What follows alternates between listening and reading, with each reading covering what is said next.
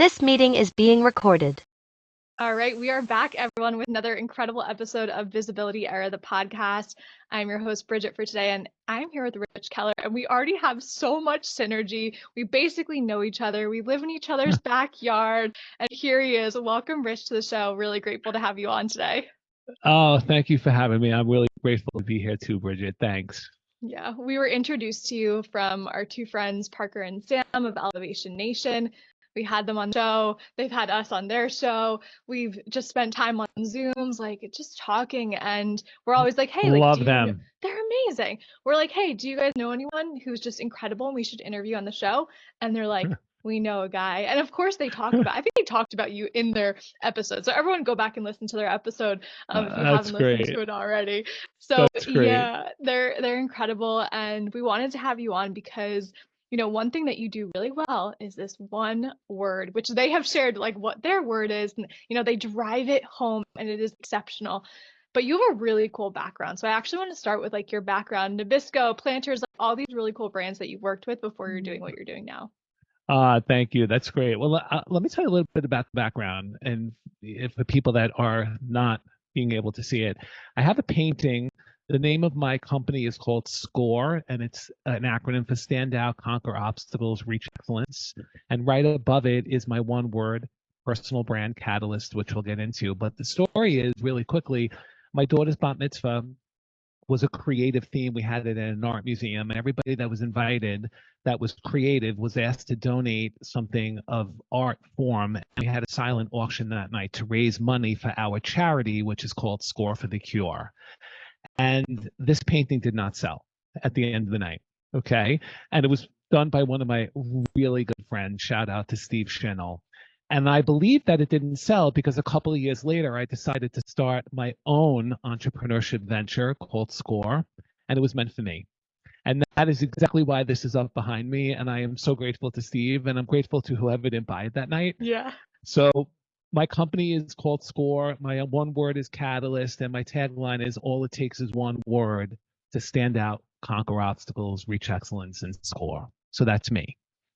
So good. I mean, it's incredible. You've done the TEDx stage, you have a podcast, like you're very good at explaining this. And for a lot of people, they don't like when they're asked, tell me what you do. And I was at a networking event this morning and it was a little more old school. It was like Le Tip is what it's called. Yeah. More old school, like BNI. And, you have everyone go around. And I was thinking before we got on the show today, it would be incredible if everyone just said that one word so that people can start making the mental association between who they are, not just like what they do, which I know your big thing. Yeah. The opening of my TEDx talk, and it's funny because a lot of my coach says you could say TED Talk, but I just feel so weird saying TED versus TEDx. But the opening is tell me about yourself. And the reason that I opened it up with that statement, and there's a story behind it with my son and how I came up with this concept. But most people, when you ask them to tell me about yourself, will tell you what they do right after they introduce their name. And the problem is, like me, 3 times in the career, when I didn't have a job, I felt worthless and I lost my identity. I had nothing to say. And for so many years, like society tells us that what you do is who you are, until I realized that the question, tell me about yourself, is really tell me how you add value in the world. And the minute that I saw that light bulb go off in that understanding of that question, I realized that you need to start with your core value, your one word. And I got this concept because in my career in corporate America for 25 plus years, I worked at consumer packaged goods companies like Nabisco, Kraft Foods, Cadbury, Godiva. I actually created this approach to come up with identities for the brands out in the world that we all know and love. One word. And I had this light bulb moment with my son applying to college when he didn't know how to answer the question, tell me about yourself, because he said to me, they don't teach you that in high school. And I had, wait a minute, people are brands, personal brand. And the whole goal of a brand is to, how do you help others win? Personal branding is about how do you help others win? Because a brand's definition is helping others win. You buy brands to solve problems. So what are you doing to help others win? And you're helping them with your core value. And then this whole thing just sort of morphed into quitting my career, going out in the world and helping high school students, college students, entrepreneurs, and business leaders come up with, extract from their body what their core value is, and that's what they give away to serve the world. And that's how I came up with this concept. It's so good. I mean, you're totally right with this idea of identity.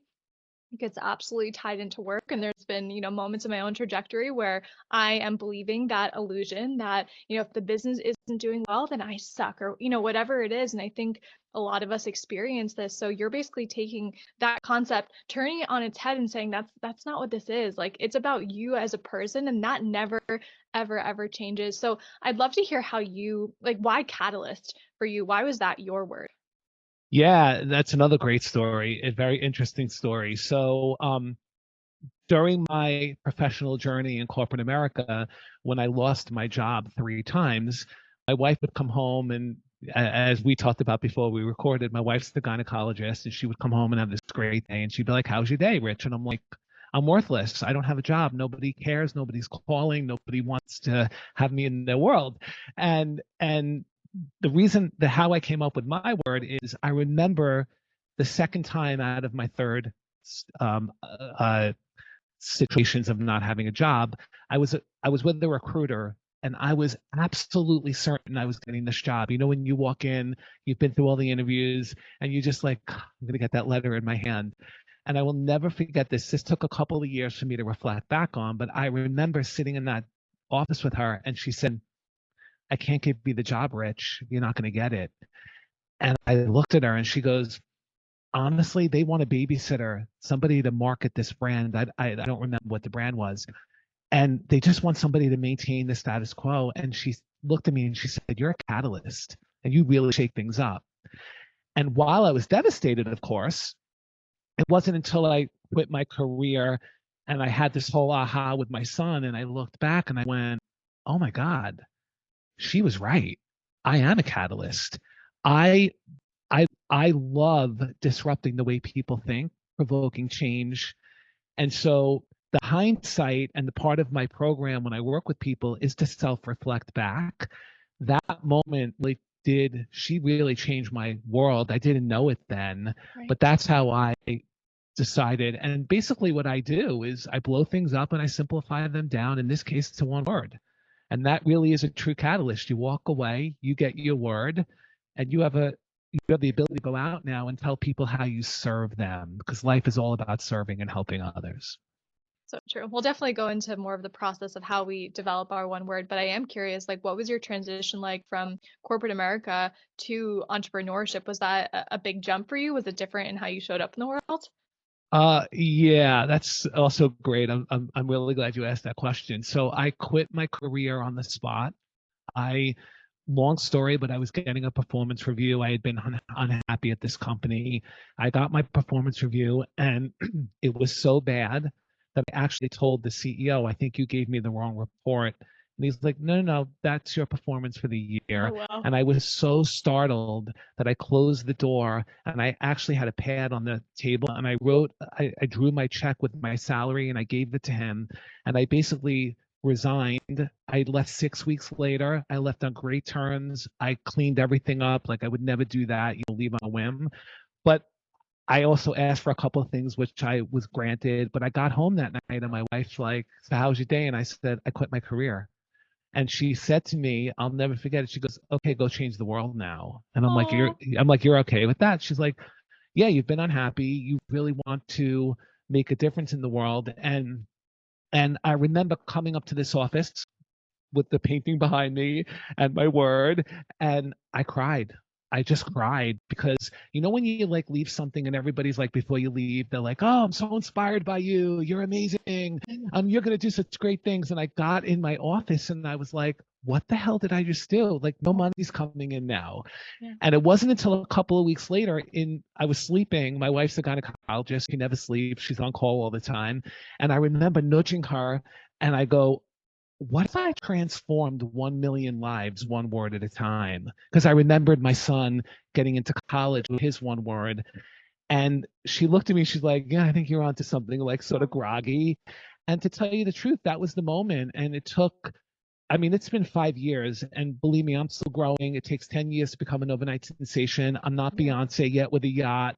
But I have to tell you, in building this platform and listening and really refining and honing and then doing the TED Talk, I'm on this journey to impact 1 million people, and I'm just going to keep doing it until I take my last breath. So it's been really hard. It is not easy, as you know. It's humbling. You got to have a lot of courage and perseverance. But the whole goal is to, if you really want to help other people, which is what I want to do, that's what keeps me going, my Yeah. purpose. Yep. Yep. You have to have that why.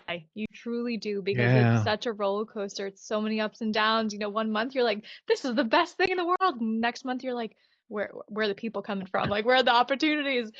It's a roller coaster. Yeah. And my daughter's home this year. She's taking a gap year before she goes to med school. And she's the one that's cheerleading me through. I'm in this office. She's like, Dad, keep going, keep going. That person will get their word, or that person, that webinar, people will show up. And it's really hard. And I love that she recognizes that. But what isn't hard in life if you really want to make something work? I mean, newsflash to anybody out there thinking about entrepreneurship. It's not easy. No one's coming to rescue you. Yeah. You got to do it yourself and get out there and just show value. Help others before you help yourself, and you will make it far. And I'm trudging through it. Yeah. Yeah. Yeah, totally. So I want to shift into the concept of the one word and how an entrepreneur, a business leader can um, find that for themselves. You know, I've hosted a number of networking events, and so have Lydia and I together. And I'll have people say like one word, but it's more of a keyword, right? Like I'll have it more so be a mental association to their business. So like for us, it might be publicity or visibility, just to Yeah. like make that, but it's still a little bit more connected to, you know, the business itself. So I'd love to hear some of your process in how you help someone actually come up with this more value driven word. Yeah, yeah, yeah. First of all, I want to say that everybody is born with their core value, their one word. All I do is extract it from them. This is you've been living it, you've been experiencing it. I'm just going to give you context behind it. So I want to make that clear to the people that are listening and watching. But I want to do an exercise with you first, and then I'll tell you a little bit about how it comes to be. I believe when I work with entrepreneurs, the entrepreneur is the brand. People buy human connection, period. They're buying you. The whole goal is to take you, your story, and your business venture and link it with your one word, because you are actually selling your core value. Okay. So I'm going to give you an example. We're going to do one together here. When I say the following brand, just tell me the first word that came into your mind, not a trick question. Okay. Tell me what came into your mind. First word, the Apple. Technology. Okay, great. I love that you said that. Most people do say that. Okay. Most people, we are conditioned. Most people tell me the category, Right. technology. Okay.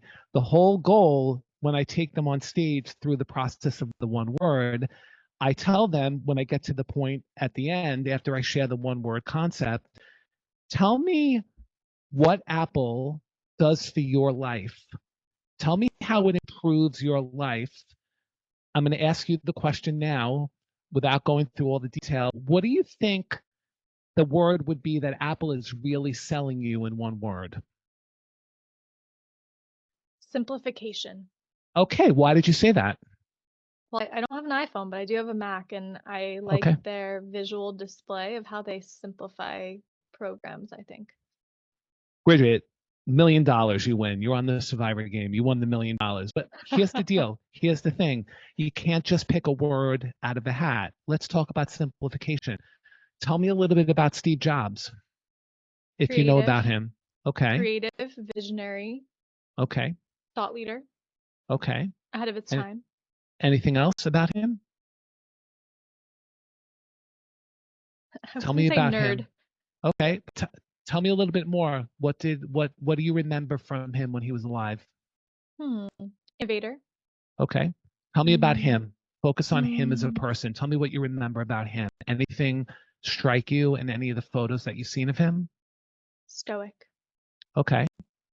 I don't think I Any, know much about him though. okay. Okay. What was he wearing on every stage he went on? Do you remember?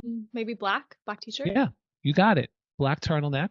He wore Yes. jeans and he wore, do you know the brand of sneakers? Most people don't. No, but he had glasses, Okay. He wore New right? Balance sneakers. Oh, that's Okay. funny. Here's where the one word is powerful. He was embodying his one word of simplicity, his identity on stage. On every stage he went on, he wore the same wardrobe, not because he didn't have clothing, but he was telling people, we sell simplicity. I am simple. Subliminally, which is exactly what the one word is all about, he was telling the audience, we're all about simplicity. I'm simple. I'm on every single stage. By the way, he went on every stage because he put himself in front of his business and he told people, and you know what, when I'm on stage and I go through this, people are like, I never really thought of that. That's the beauty of the one word. Now, they're simple. You said it. Now look at the brand logo. Simple. Look at the colors they use, white. But most importantly, and I'm showing my iPhone on this, the edges are all smooth. Everything about Apple is simple. And their first brochure when he came to the company was simplicity is the ultimate sophistication. That's so funny. Now I don't know him. Right. Some people say, well, how do you know? I study entrepreneurs. At the end of the day, you said it. You were the one that, you went from technology to simplification. The whole goal is when you think about the one word or an entrepreneur, that is actually what you're selling. So I work with entrepreneurs to come up with that one word and then build your whole identity around your business venture. Why? Because you're connecting you and your business venture with your story. And then people go, I got it. If Apple launches a product that's not simple, it will never sell. Period. Right. End of story. So does that help? Oh, totally. I totally get it. And I think it's genius. And I'm just sitting here, I'm like, what's my one word? I'm already like, okay, is it this? Is There it you this? go. I'm There pretty you close. go. I think I know it. I think I know There it. you go. There you go. So to answer your question about how I do this, I have a program. It's a workbook. I call it a mini diary. And really simply, it's 11 questions, 5 steps. And the questions are so simple. People always say to me, wow, like that question's so simple. Because the whole point is, yeah, I'm trying to extract your story. And so the 10 of the questions you can answer on your own. The 11th one, you have to reach out to 5 people that know you super, super well. Because here's the thing. Most people were gonna, and I tell them in the program, you got to reach out to 5 people and ask them, just give them the prompt, what makes Bridget unique? That's it. Let them write. And it's amazing to me, people cry on the phone when I give them their one word, because these people will tell you what makes you unique. It's not having an MBA, letters after your name, towns, cars. None of that matters. People are blown away by what their people in their networks say about them. And I'm looking for the in between the lines. I'm reading between the lines. And I usually have to raise people up to what their people said about them, because we don't believe in ourselves unless we have letters, credentials, job, doing. And I'm saying, no, who you are drives what you do. Nobody cares what you do. They care about who you are. So that's the program. And obviously it takes, time when I work with the person, but it's really a mini diary. And from there, we extract the thread, the one word that tells your story, and then it becomes your compass going forward, so that what you do is always in alignment with who you are. If I do a job that's not going to make me be a catalyst, then I can't do that job because it won't be in alignment with who I am. Yeah. Yeah. I love this. I've done a lot of different things throughout my career already. And Yeah. I was in advertising sales at Yelp. I ran a publishing company, yoga teacher, speaker, workshops, health and wellness coach, now publicity visibility, and I just got my real estate license. So Wow, look at people, I love life and I love trying new things. So Me too. Me too. I've had people ask me, how do you pivot? And I'm like, I'm not necessarily pivoting. Ah, It's still me and my values. I'm just like kind of shifting the gear of the focus. But like me as the Bridget and the brand has never changed, that's right. and that might help people too, because I'm sure they don't want to feel like they're changing course all the time or whatever it is.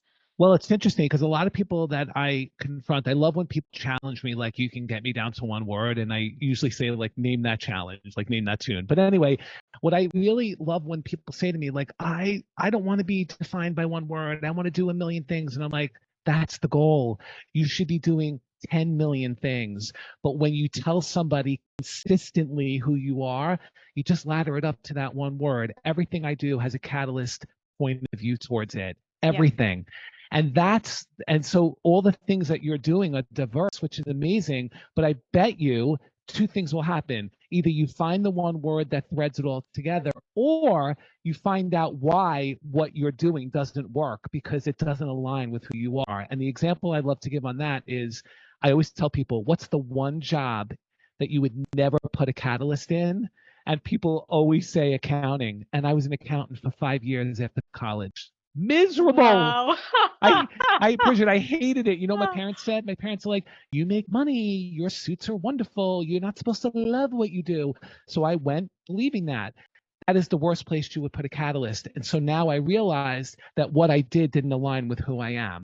Now, that was years ago after college, but it makes my point so clear. It allows you to be the compass. It becomes the compass to say, that's not going to work for me. Now, if you take it for the money, then just admit that to yourself and say, I have to take it in order to pay my bills and all that. And that's okay. But when you get real with yourself, then you're able to navigate all the things that you're doing. And I've seen it with people that I work with. It aligns up to that one magic, your superpower, your core value. So it makes a lot of sense. It really does. I know that you also work with, teenagers, high schoolers, and I'm curious what the conversation is like there. I feel like we're living in a time where they don't really know themselves because we're outsourcing everything to social media and what everyone's doing and, comparing ourselves like never before. So, That's right. what is it like for you to work with the next generation of young people and for them to recognize like my value is beyond my looks, my value is beyond my job, my value is beyond the money? What does that look like for you? It's interesting when so I work with high school students for their college application. I also Nice. work with college students when they are like, I can't get a job, or I don't know how to describe myself in an interview. I will tell you, and in full transparency, especially the high school kids, they look at me like I'm crazy, like my son did when I first came up with this concept with him. But here's the thing. I wear a survivor buff. On stage, I wear jeans and a shirt. I try to relate to them. When I connect with them and I work with them through the workbook program, what's amazing is when I'm done with them and I give them their word, they light up. They're like, oh my God, I actually have value? Wait a minute. I didn't score 100 on that test, or I didn't win that award. And that's the whole point. Looking within for the win. I will tell you it's not easy. You get the high school motivated kid, great. Then you get the kid whose parents are, asking them to do the program. And I work a lot with the parents, which is a great triangle, and I love that. But I find that I wake kids up, the high school kids up, like my son, and the experience really lights me up because I don't expect you to walk in and go, can't wait to do those questions, Rich. But when I work with them on the personal statement and we come up with the story they're going to tell and it aligns with who they are, they're more apt to be excited about the story and write it better than they are. What am I going to write about? I'm just going to write about X, Y, Z. Same thing with college students. They're like, wow, all I have to say is one word. Yeah. And then you tell them what you do as a result of that. And I've seen college kids call me and they're like, wow, that went really great because they walked away remembering my one word. And all I'm doing is giving them the start, the igniter in Yeah. order to do that. So I take them through the evolution of their confidence and building it up. And I really give them something powerful to take with them into the future, the ability to align what they do with who they are. And once they understand that, and then the examples are fun. I do Apple, I do Spanx and Starbucks. I have hundreds of them. And they're like, I never thought of that. You're absolutely right. So I bring the interactive brands on purpose because they can relate and connect. The way I connect with them is through the brands and then through experiences. So I hope that helped. It does. And I think a lot of this comes back to just human nature is that we all want to feel seen, and that's what I think the process that you bring people through really, really hits home with. They feel seen, they feel heard. Yeah, I'm a big Brene Brown fan, Yes. seen, valued, and heard. Yeah. And you don't need, I always tell people, credentials are credibility, not identity. Credentials are credibility, not identity. It's really great when a person says, oh, so it's not the credential that makes me who I am. No, that's just the credibility. Like I have an MBA. I was in marketing and branding for so many years. That just supports that I can get you to a word, but that's not who I am. I'm a catalyst. And I think, and listen, I'm doing this because I want to transform 1 million lives, but also I want to change the way people think about themselves because it took me till 50 to get that. And I don't want people to wait that long to really celebrate life and realize that happiness comes from just knowing who you are. And I do believe it's your one word, core value, because people can't remember 10 things about you, but they'll remember one thing. And then over time, they remember things that you've done to ladder up to that one word. So it's been fun and tough, but I'm helping people, and that's what I love most. Yeah, I can tell you have such a passion, a fire for it, which is why catalyst is the perfect word for you. It really does make sense. Thank you. I'm curious, a little bit about the application of this. So those who listen to this show, entrepreneurs, startup founders, they're looking to, get more visible, grow their brand. So I'd love to hear how this one word can then translate into, whether they're using this for content, whether it's on podcasts, like what is the relatable, realistic application of the word do for the business? Yeah. Let's do another example, and I'll tell you, sort of how that works. Okay, let's do another one word. I'm going to ask you the first word that comes to mind. What's the first word that comes to mind when you hear the brand Spanx? You're overthinking. Form fitting. Okay, there you go. Form fitting. Once again, category. Great. By the way, when I'm on stage, you could just see the men cringe that I'm asking this, and you could see the woman like, don't ask me, don't ask me, don't ask me. By the way, I wear a Spanx t-shirt on stage because of that one word. I'm going to get to it in a second. When I work with people on Spanx, what does Spanx do for you? You make you feel good. Okay, and what's another word for making you feel good? Begins with a C. When you're on stage, you feel confident. Okay. Spanx sells confidence, period, Yeah, end of story. And if you know Sarah Blakely's story, her dad every single night asked her, what did you fail at? He was extracting her core value, in my opinion, of confidence. And her whole story is about the confidence to go make people's lives change by slimmer in seconds is what they promise you, but it's because you feel confident and nobody knows what's on under your clothes. Okay. And people are like, wow, she's really rocking the party. And you feel like you have no idea, but it's my Spanx. And I wear Spanx t-shirt on stage. I'm a thin guy, but let me tell you, it sucks it to lift it up a little. The pecs are a little bit more out there. I feel confident. Okay. So in putting it out there, and Spanx is a good example because everybody cringes when I'm done. They're like, oh my God, I'm confident and I wear Spanx. And like everybody now wants to tell me their story. Put the story out there. When you're an entrepreneur and you come up with what you sell, Apple simplicity, Spanx confidence, I sell disruption, one word. You put your story out there in a way that signifies what you're actually selling. So if the Spanx, tell stories about confidence. Tell stories about people feeling good about themselves and tell them why. Spanx isn't a dirty word. It becomes a dirty word if you don't understand what they're selling. But once you do, and then, same thing for the, Spanx could do a podcast tomorrow on people's confidence. Tell me how you conquered the world. Why? Because I wore Spanx. You always see people like you see stars. I'm wearing my Spanx tonight, but if they're on the red carpet, they're not saying I'm wearing my Spanx tonight to suck it in. They're like, I feel great. I look good. And so you take that one word and you build it around the wheel. All your content ladders back up to feeling confident. Same thing with your design. Like a confident, bold design would not be like, lilacs and Easter colors. It may be more bold colors. So in all you need to do is figure out, like, how would I bring simplicity to life? Look at Apple. Everything is simple and stark and the edges are smooth.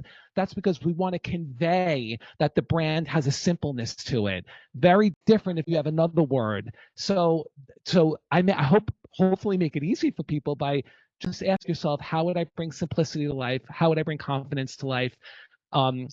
We could do another brand. I want to do a non-entrepreneurial brand just because people will say, does it only work for entrepreneurs? Tell me the first word that comes to mind, Bridget, when you hear the word Sesame Street. What's one word right away? Is Barney in that? Or who are the characters? Big Bird, Elmo. Bird. Yes. Okay. Most people will say education. They'll name the character. But guess what? Sesame Street is selling one thing, and that's the reason why they're a $1 billion brand. What is Sesame Street selling kids? What are they trying to tell the kids? Think about it. If you're having coffee with a girlfriend, describe Sesame Street to me. Tell me a little bit about it. Fun, don't overthink it. Playful, Okay. entertainment. Okay. Okay. What are they educating you on? Honestly, I have no idea. Okay. No, that's fine. That's great. No problem. Sesame Street spells inclusivity. Mm, They are childizing issues in the world to make kids, everybody's invited to the party.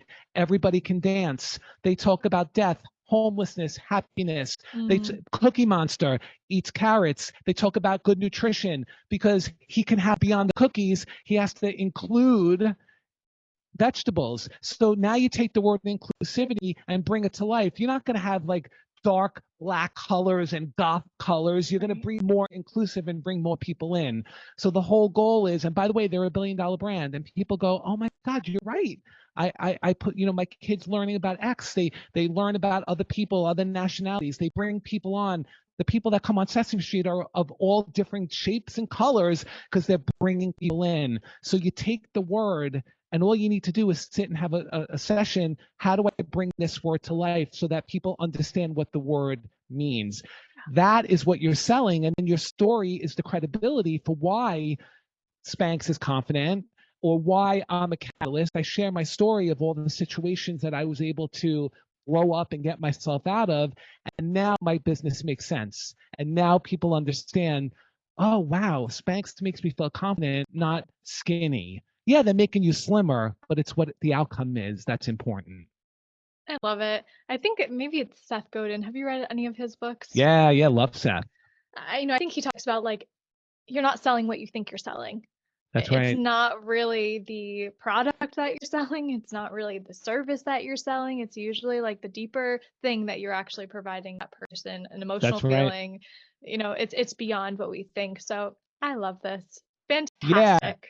yeah, and I just think that people need to, especially entrepreneurs, step back and discover what you're selling. It comes from you. You're not selling a product or a service. You're selling the core value inside the product or service. And I believe it works. I quit my career over it, Right. and I'm helping people, especially entrepreneurs, put that all together, and it's pretty mind-blowing. You get there, and my goal is just to get as many people to understand my platform, to want to maybe. That's why Parker and Sam are great. They're selling elevation. They're Yep. elevators. They're in Sam's in my TED talk. I put him in that story because it's so powerful. They're just elevating mindset. They're elevators. They sell elevation, period. And then everything they do can inspire and lift people up. So Yeah. it's really fun, as you could tell. It's so fun. Yeah, I love your enthusiasm about it. It makes it even better. That would suck if you weren't interested in what you're doing, right? Or if I didn't have a word, Right. like I don't have a word, Bridget. Let's, I just want to help you get yours. That's also why it comes from you, because if you're not confident, if Sarah Blakey's not confident, it's not going to sell. If Apple wasn't simple, or Steve came on wearing 50 layers of clothing and he looked complicated, it's not going to work. And that's the power of the one word. It works because it comes from you, and people buy human connection first. Yeah, they do. They absolutely do. People buy from people. So where can people find you, Rich? Where can they go to find their one word and connect with you? Yeah. So they can go to my website, therichkeller.com. Rich Keller wasn't available, so I had to buy therichkeller.com. You can watch my TED Talk right on my homepage. You can also go to therichkeller.com/free, and you could download my free workbook. I give my workbook to everyone. You can go discover your own one word. You'll have a chance to meet me through that process and interact with me. And then LinkedIn, just type Rich Keller, the Catalyst, and I'd love for everyone to, link in with me and understand my content and just, think about your one word. I love this. Well, when this episode comes out, everyone better head over to our Instagram, LinkedIn, and I want them to drop that one word underneath this episode on YouTube, wherever you're watching this. This has been fantastic, Rich. Thank you so much for coming today. Thank you for having me. I'm really grateful to be here. Awesome. Appreciate that. Awesome.